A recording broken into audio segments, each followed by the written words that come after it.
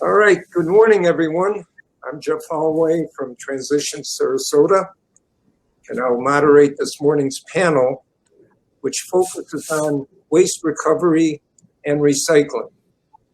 Specifically, the recycling of oyster shells to build marine habitats and recycling food waste to re-nourish our soils.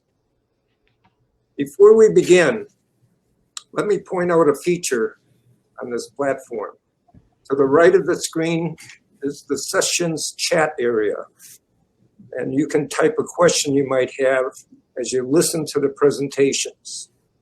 And you'll see at the bottom, there's a box for you to type in your question. At the conclusion of both presentations, I'll go through as many of the questions as the remaining time allows. Should your question not be addressed, there'll be links to the panelists which you can use to talk with them directly later on.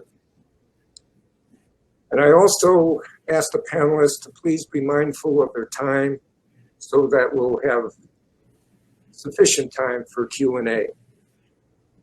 So, oh, here's Sandy here. Our first panelists are Sandy Gilbert, and he's CEO of START, which stands for Solutions to Avoid Red Tide. And Damon Moore from Manatee County. And they'll be followed by Tracie Troxler, who heads the Community Compost Organization. We all set now. Yeah. Hey, Sandy, I see you. Good. Can you hear me? Yep. Can you hear me? Yes. Good. Loud and clear. So I just finished the interview. Good morning, everyone. Sandy, and I'll turn it over to you and Damon. And then, as I say, keep track of your time so we'll have sufficient time for Tracie. All right, take it away. Well, I believe I was set to go first. I'm sorry, Sandy, I can't hear you. Who's going first? I am, I thought. Yeah, I'm going. Oh, you are? Then go ahead. Okay. Well, I'm pleased to talk about, again, my name is Damon Moore. I'm with Manatee County Parks and Natural Resources. And this is a great forum to talk about recycling materials like this. And this one in particular is going to be about oyster shell recycling. And Sandy and I are going to kind of bounce this between the two of us, because Sandy and his group is the one that's really mostly responsible for getting the program going and getting this source of material available to Manatee County for our oyster restoration interests.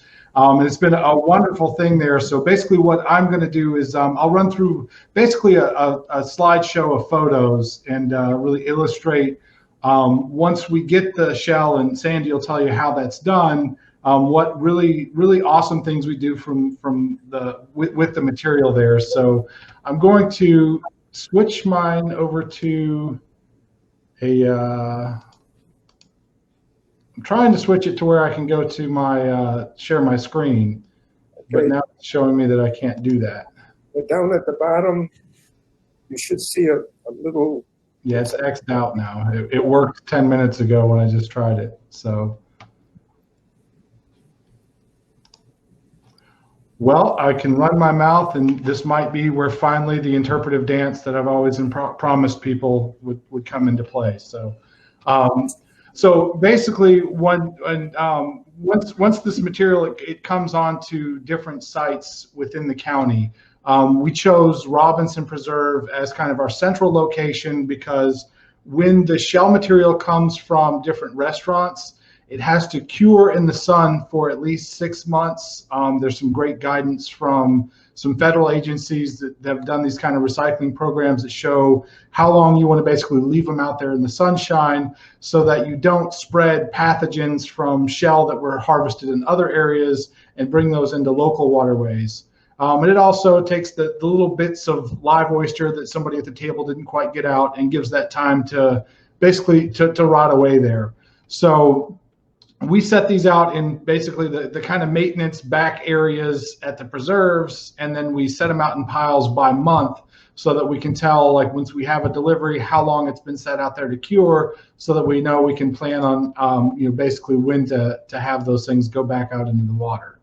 So once they've been cured for long enough, we take the material and we load it into trailers. We typically use a tractor at that point, because there's enough of it set out there that it's not something you want to do by hand anymore. So we'll get, probably over the course, a busy month when there's, a lot of tourists here, we'll get half a dump truck load per month in there right now, just with the 11 or so restaurants that they have set up. So that's more than you want to try to take on with doing this by hand. So from there, we do a couple of different things. One of the most valuable things this is we make a thing called vertical oyster gardens. It's a labor-intensive process, but that really helps with the education and outreach value of oyster restoration, and trying to get the word out to more people of what a great program this is and what we can do with recycled shell. So in that case, we usually rely on our own volunteers, and they'll take each individual shell, set it down in a drill press, and they'll put a hole in every single one of those. And then that hole we use either string. We were trying monofilament. We've landed on actually using stainless steel wire as the material, because we don't want to introduce any more plastics out into the waterways. And that's been working really good for us that way. We started with nylon rope, but again, we don't want the microplastics. Monofilament, like very heavy monofilament, worked again, but still with the plastics. But the 5/16 stainless steel wire, it's cost effective, and it works really well. So we've been switching over to just using stainless to create these. So basically, a vertical oyster garden is a string of shells, and we bring those things out there, and we'll take them to youth groups. We've had Cub Scout groups, entire Girl Scout camps, classroom field trips where this is part of a service learning project. They come out and they build these things. They get to learn about it. And typically we'll take a vertical oyster garden that's been out deployed in the water for about 2 years, and we'll put that into a tank and display it. So they'll see what it looks like once live oysters are growing back out there. And we usually juice it up with a couple of extra critters, throw some shrimp and some fish in there just to really catch their eye, but to also show just the habitat value that these things are providing, outside of just the benefits of water filtration, the habitat support they're providing to a lot of other creatures. So that's always a big hit. We put a bubbler and a pretty light down in the bottom of it, and it kind of grows and draws them in. And then once they see all the creatures, they really get to feel that, because they're a part of what's going on. So having that source of shell, that's a great way to get good education and outreach. Shut off the fan. Projects going with that. And we do a lot of that. So we take those, once the kids make those things, we'll take them out and hang them out off of docks, local waterways, especially in the county preserves. The other thing we'll do is we'll just bag those up and use them to create oyster reefs on areas that we have gone through the permitting process to be able to place them out there. And those are great things. That's where we partner usually with other agencies, especially like the estuary programs. We've gotten both Tampa Bay Estuary Program and Sarasota Bay Estuary Program to leverage all of their. I'm sure there's people listening right now that have participated in these events, but we'll get up to, this is pre-COVID, but we'll get up to 100 people at a time, and they'll all come out there, and we will move mountains of shell that came from this program and put them out into waterways that we've permitted through federal and state agencies as appropriate and permissible to go put this out there. And to date, we've actually, it's a meaningful amount. We've gotten over 1 full acre of oyster restoration done using just the recycled shell, where typically we would be getting that material from a mine that's, at this point, that usually comes from down south in Lee County.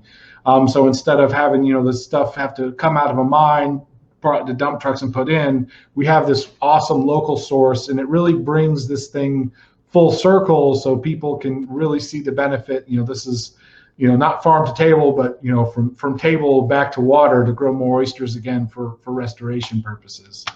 So that's really all I've got on that. It's a wonderful benefit. I really wish I could show these photos. If you're really interested in seeing those, my email address is damon.moore@mymanatee.com.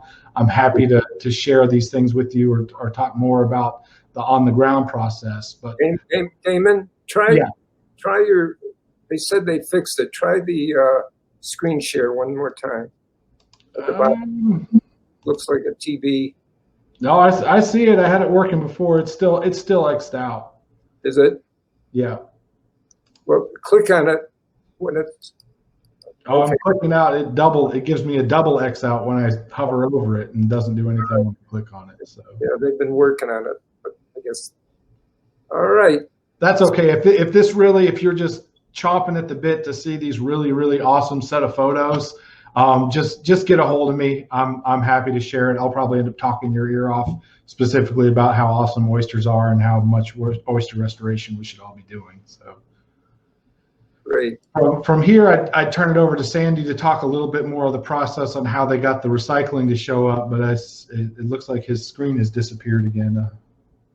Sandy, are you out there?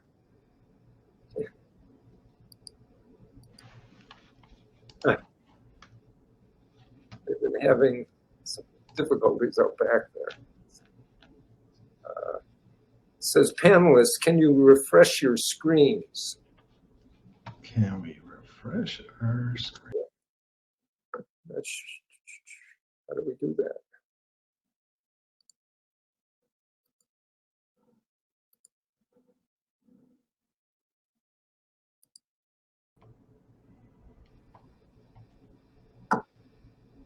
I refreshed and got lost, but I'm back.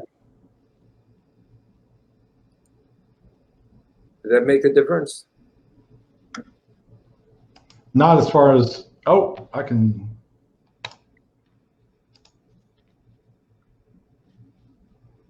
There you go. Okay, so yeah, I'll run through these things real quick then. Don't know if we're on time or not, but we'll try this out. So basically, this is the area at Robinson Preserve where we keep these areas staged. We make sure we stay a good distance away from other houses and other recreational use areas like that. So this is kind of the back service road. This is one of our land managers on the tractor loading these things up so we can take them out. These went out to Perico Bayou to create oyster habitat out there. Lovely photo of the kiddos checking out the vertical oyster gardens that have been out for a couple of years. We pull them off of the dock and put them in one of these tanks like this. More just eye candy. This was a part of the Girl Scout camp a year and a half ago. These kids made a couple hundred of these things, and once they're like these kids know how to string beads and that sort of stuff. So even that early age, they have the dexterity to do this, and they really love to leave this thing and having built something like that. This is just the process. We basically just put all the shell out in buckets, give them each a string. This is the kind of the blue light with the bubbles. When we do these things later in the evening with different groups, it draws them in. This is me and my coworker Aaron. Once we got the kids that have made them, we have to go out and get them out. So this is one of the areas out at Robinson Preserve where we've hung them all over the bottoms of the fishing piers. This is kind of what that looks like close up. This is when we bag the material out there. We'll take this material out and put it, reinforcing some areas. It's a set of volunteers here. Some of the hardcore Manatee County volunteers that have done a lot of these projects. This is just an example of when we get the 100 people out at a time. We get hundreds of buckets and float them out individually like this. We'll bring them out over the water, but this whole process just goes back and forth, and we get some substantial oyster habitat restoration done like that. You see in this photo the kind of lighter areas off to the right of the people. This is all where this is all in part of one day's event where they've filled in these areas we've staked out, and then this is set at the elevation for oysters to start growing on. And this is the bar that's out at Perico Bayou, and this was all done with the G-Core recycled shell. We're really proud of that. And just again, on the subject of results, these are areas at Robinson Preserve where over the years we've built a lot of these bars out here. These together are over an acre between just the ones here at Robinson, and a lot of this was using that G-core shell. And you can see that after about 2 years, these things are just absolutely coated with oysters, all doing all the benefits they provide. So it's more than just a feel good for show thing. We're getting some real substantial restoration efforts, results out of this as well. Very impressive. Sandy, do you have some comments? Sandy? I'm here. Yep, Can you hear me? I can hear you. Can you hear me, Jeff? Yes, yes, I can. How's our time? I can cut mine a little short, Yeah. or we can do the whole thing. How do we look? Well, we're short, so, because I want to get Tracie. Go fast. Then why don't I'll tell you what I'll do. I was gonna talk a little bit about all the stuff START does and then just get to the G-Core program. But to give Tracie some time, why don't a lot of you know about START, why don't I skip about START and just talk about this project? How's that? Okay, incidentally, for those out there, The G-Core project, you're good. I'm not hearing you well. Hope you can hear me. I'll just go ahead. Yeah. This project was brought to Manatee County about 4 years ago from Charlotte. Lost audio. Sandy? Sandy? Can you all hear me? I can hear you, Jeff. Okay. I'd say let Tracie run with it, and then we'll if we got time, we'll let Sandy go, or I'll say a couple words about the program. I can hear you, but can you hear me? Well, no, we weren't. I'm going to turn it over to Tracie right now. Okay. Can you? Tracie? Yeah. Yeah, but you're interrupted. It's Sandy, Yeah. How about now? Yeah, I can hear you now. All right. Raise your hand if you can't hear me. Okay, I'm going to now list the organizations that are part of this program. The Manatee County Parks and Natural Resources Department, that's where Damon's from. The Gulf Shellfish Institute, the Sarasota Bay Estuary Program, University of Florida IFAS Program, START, and Waste Pro USA. The participating restaurants that Chuck and Save restaurants where Damon gets his shell are the 4 Anna Maria Oyster Bars, the Grove at Lakewood Ranch, Mar Vista, Pier 22, the Sandbar, Seafood Shack, and the Swordfish Grill. This is how G-Core works. Still hearing me? START formed the coalition of partners and administers the ongoing operation. The Shuck and Save restaurants save shell from diners that we call live shell in special containers provided by Waste Pro.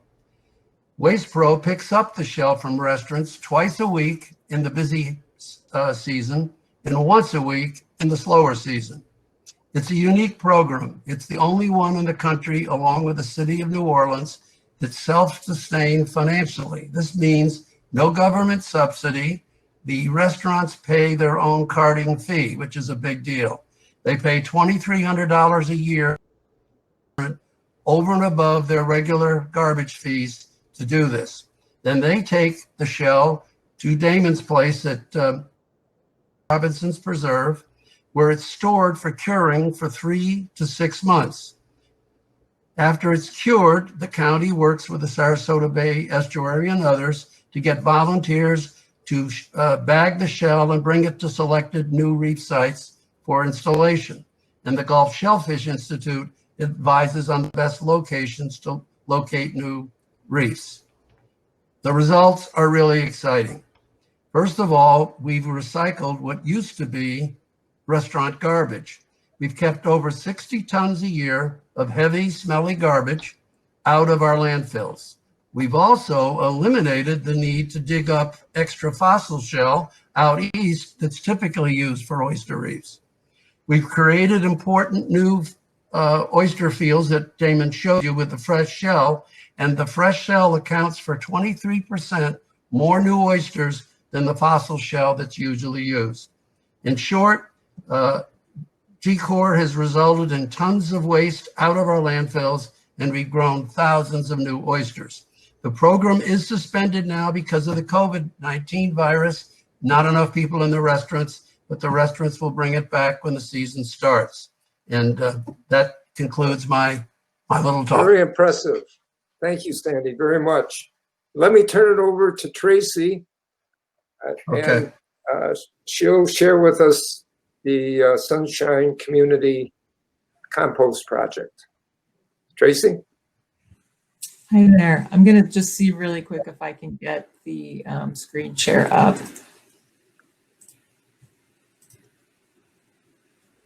And let's see here.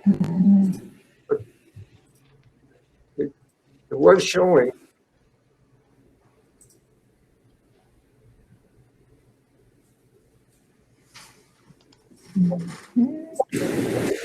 And here we go. Okay. Great. Okay. All right. Can you all see that? Yep, looking good. Okay. All right. All right. I will do my best to put this into 10 minutes or less. I'll skip through a few things, but so my name's Tracie Troxler, and I'm with Sunshine Community Compost. And we are a nonprofit whose work is focused on creating more connections, more education, more action in the community that help food scraps to be seen and used as the valuable community asset that they are, and so that they can be used for social good, to improve the lives of the people, planet, and all of our relations. And just a little bit about us. We've been operating as a nonprofit in Manatee and Sarasota County since 2017, and we hope to continue growing our impact. And basically, when it comes to community composting, like why do we do community composting? It makes compost available. It creates compost right in the community where the food scraps are generated or in very close proximity. And it helps strengthen community connections in the process, having a relatively lower cost to bring this form of composting to the market, while also not having a lot of large scale infrastructure to do larger volumes. And it involves people and education every step of the way, which is something that a part of it that I really appreciate. And a few of our initiatives, some of our key initiatives really are that we host community compost sites out at city parks, and where people can bring their food scraps and they can be transformed into compost and then receive the material back. And we hope to see more of that in other settings like condos or apartments, or being able to do more business-based hubs. And we do school and youth education programs. We do some consultation with nonprofits and businesses. We really like to amplify International Compost Awareness Week and get everyone together around that, and do zero waste, some really select zero waste support services. These are just a few photos, give you an idea whether it's working in our youth programs, community compost hub sites, education or school programs, just a few photos from the field. We were gonna run a poll. I think that we could probably just skip that, but I'll just run through the questions for consideration. You can answer it in your mind, perhaps. So the first is, I was curious about you, who is actually composting right now? And then if people have a sense of how many tons of solid waste are going into the county landfill per day. We'll think about that. And then how much of the food produced for human consumption globally each year is lost or wasted. And so around the solid waste going to the landfill, that's about 1,000 tons. And the amount of food that is produced for human consumption that's lost or wasted is about 1/3 of it. So there's room for change there. And I wanted to talk just a little bit how composting supports the circular economy. It is an opportunity to expand our understanding and perspectives on concepts and practices of waste and disposability, and can potentially transform them for a social good. So the practices of composting or designing circular systems really is about transformation, whether it's personal transformation, collective transformation, or food scrap transformation. And so just like the circular economy, community composting wants to design out waste and pollution, including systems and structures that not only waste natural resources and material resources, but also loses valuable human life and potential. Community composting also aims to value products, materials, and people in ways that highlight their intrinsic value and contribute to the whole system. And community compost also regenerates natural systems and systems of human social relations. So there's this nice interplay. And then just this perception of waste and resource, I think we're talking a lot about that in a lot of different ways. And so I just kind of pulled, from Oxford Dictionary, what waste is really is that we're expending, it's used or expend carelessly, extravagantly, or to no purpose. That which is not wanted, eliminated, discarded, or as no longer useful. And that's a function of our own making, because in natural systems where humans have not entered yet, there is no waste. The loop is closed. And so looking at that more carefully as we look at our materials and our systems, and then resources, supply of people, materials, money, other assets that can be drawn on by a person or organization in order to function or operate more effectively. A naturally occurring source of wealth, like land or water, or I might add, considering a recurring source of abundance. So if we look at food scraps or pre-used materials or people with a mindset of waste, we tend to generate waste. If we look at the same things from that perspective of resource creation, we can bring together elements and principles of regeneration. And so this one, it's just, reminding us all that food scraps aren't trash. Food scraps are not trash until we put them in the garbage and send them to the landfill. Now they've been wasted. Now they've become waste. And so if we put them into composting systems and processes, they can break down under optimal conditions, make nourishing soil amendment. If you put them in the landfill, the nutrients in those scraps can no longer be recovered and can't break down in oxygenated ways to create that nourishing soil amendment. And we paid for those food scraps. So so instead they'll go into an anaerobic process that can create potent greenhouse gas emissions. And in some cases though, they can be an additional resource that is created if the methane emissions are harvested and used for energy, which is a good outcome. But the nutrients will be lost and can't be recovered for future soil generation. I'm just standing here, so is Damon. Okay. Can you hear anything? Should I continue? Yeah. Continue? Okay. So I've got just 2 more slides. Just remembering here that the challenge is the opportunity. So the challenge of waste is the opportunity for abundance, and that there's multiple social benefits of composting. There's multiple personal benefits for composting. There's multiple environmental benefits. There's so many, and I think that for the interest of time, I'll just unpack that piece. But I think that what is also important to remember is for us as an organization, we look at our work as part of an ever-extending web of relations and working to evolve our understanding of how composting, our mission, and our work is interconnected. So we know composting is connected, to wasted food awareness or economic savings, local food production, social and environmental justice, healthy soil, all those things.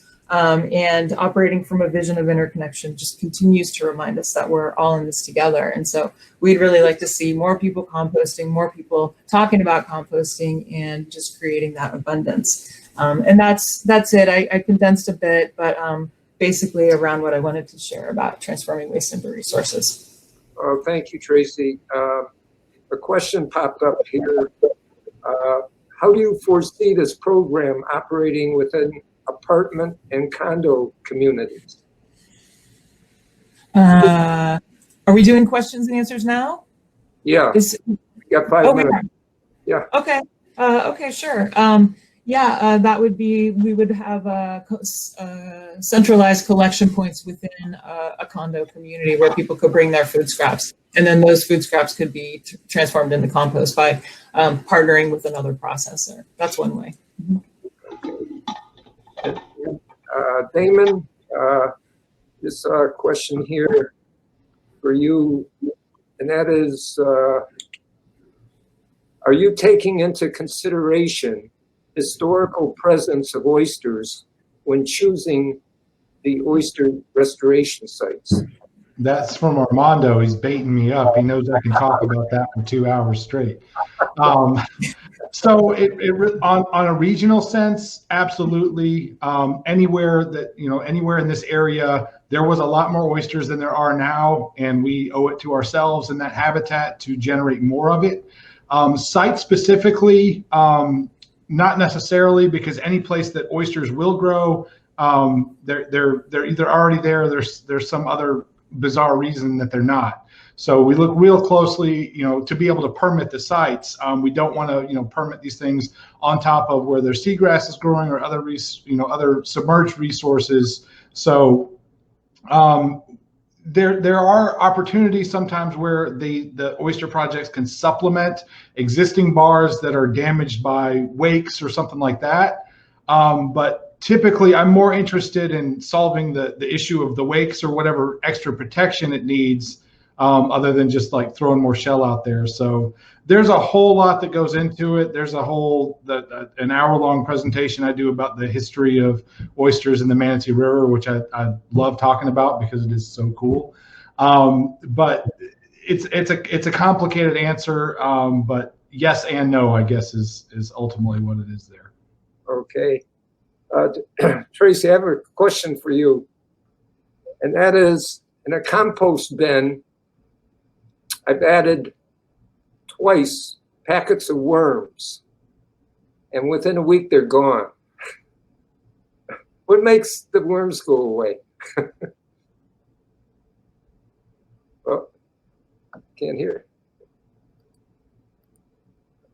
Depends on the kind of system that they're operating. If you're talking about, toss and go backyard bin, then yeah, they're probably going to disappear. If you're talking about a specific red wiggler vermicomposting bin, then the conditions within the system are not optimal for worm habitat, so they're splitting. But some people will add, thinking that they should add worms to their backyard compost system.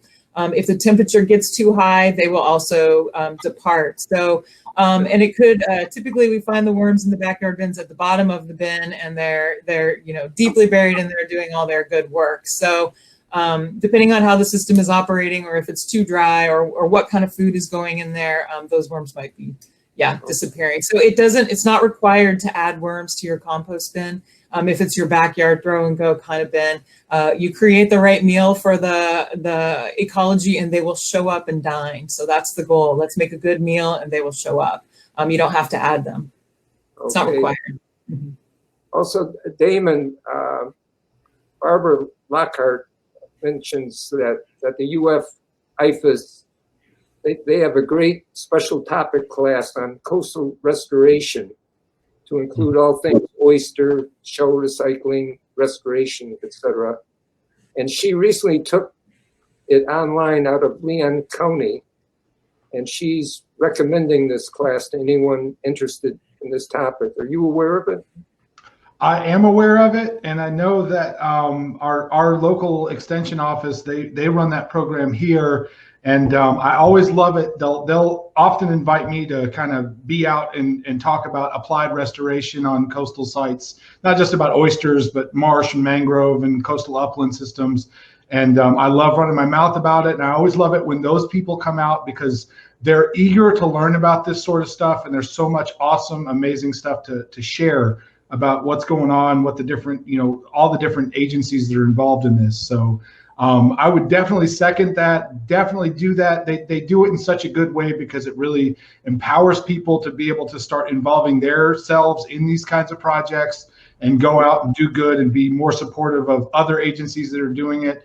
For us, that we end up using a lot of volunteers, a lot of times it's people that go through these like Master Naturalist programs and these sorts of things. They end up being kind of the volunteer that you can count on to do some of the quality control, because they've had that extra level of training. They really understand some of the specifics and technical issues of what it is you're trying to accomplish. So that's a lot of words for yes, do it. It's awesome. Great, great. And another question, in terms of recycling oyster shells, do you share them with people that might want to use them in their gardens? I've heard they could be used in gardens. Also, I read that with chicken feed, Yeah. it can help harden the eggshells. No, for that respect, I'll need everybody here to have everybody start going out to restaurants all the time and eating only oysters, because I'm putting them out faster than Sandy can get them over to me at this point. He keeps growing that program, and I'm doing my part to keep him going out. So right now there is absolutely zero excess shell. We're not looking for any extra things to do it. If I see you creeping around my shell piles, I'll politely ask you to leave. Okay. Tracie, in terms of compost, how moist do you have to keep it? Do you have to wet it every day?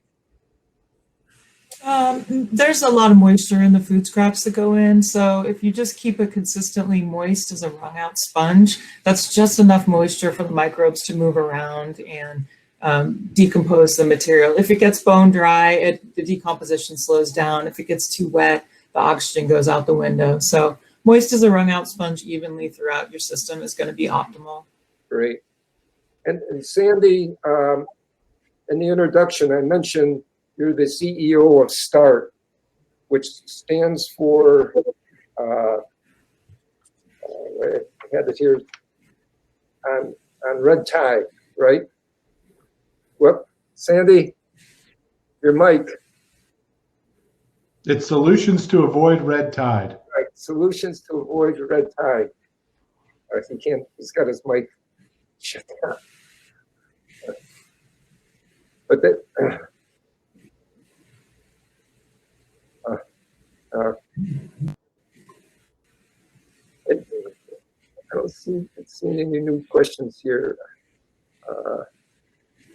Let's see. Can you hear me now? Yes, yes. So solutions to avoid red Okay, tide. yeah, solutions to avoid red tide. Yes. Okay. Our whole function though is water red tide. It's all the things we can do to keep things of nutrients out of our waterways, and when they're in the waterways, use things to help clean the waterways. Yeah, I understand an oyster can filter up to 50 gallons of water a day as a filter feeder. Yeah, that would be the top end, but yes, they can. Damon's the expert on what oysters do, but yeah, we generally say from 9 to 50. Probably, would you say, Damon, somewhere in the middle would be the right average? Yeah, number? it's a complicated question because there's a lot of variables with water temperature and how big the oysters are and everything else. A lot of times when we're trying to build support for it, you use the number that you round off to easy. Up to 50 is good. You can do math really easy. I usually, when we'll have a group of volunteers out there, I'll do a calculation based on the amount that we intend to accomplish, the number of oysters, and then calculate that up to the gallons of water that's filtered. And that really kind of gives them the take-home message there. But the exact, like, it depends on how you define filtration, but that's a question better for the people with PhD behind their name that study these sorts of things. Sandy gets me the shell. He works with all the people to do it. I apply the projects. So if you want to know how to get oysters in the water growing shell and people excited about doing it, that's Sandy and I. If you need to know to the 10th degree exactly how much water filtration is going on, I can refer you to some people that would to be able to answer that question better than I do, because I will round that number and calculate it up and talk about how many swimming pools full that we're filtering out. oyster population becoming on decline, would you say, Is that for me? out in the bay? So right now, like generally, it's not in our area specifically. For the areas that I kind of keep track of, it's not in decline. We're limited by the amount of hard substrate that they can establish on, and that's what these oyster projects are do. Is they address that limiting factor by introducing more hard material on the bottom, culch material that we can grow more oysters on. Historically, it is incredibly difficult. There's a huge issue of shifting baselines in our area around that question because there was industry around here. They were unsustainably harvested out, and this happened in the late 1800s. So nobody's grandparents knows how many oysters were originally here, but if you dig back in historical records, you can find that. Like one, an example that always comes up is the Manatee River was once called the Oyster River. You can see that on some of the older maps there. So there definitely over the long term, we're nowhere near the amount of oysters that would naturally grow in this area. But we are moving forward with restoration projects like that. I just saw the Tampa Bay Estuary programs, their habitat restoration goals on oysters. They're really aggressive, and I'm really looking forward to working with a bunch of different partners and try to blow those goals out of the water and get more oysters growing in our area. Great. Oh, I see. Just to add what Damon said, the oysters are gone, as he said, not because we're so polluted and they can't live here, which some people think, oh, our water's so bad we don't have any oysters. We don't have them because they've been unsustainably harvested. They do live here. We just got to replenish them, and that's what we're doing. But they can live in most of our waterways. Very good. Tracie, I'm seeing a lot of comments, people saying they're composting, so the word's getting out.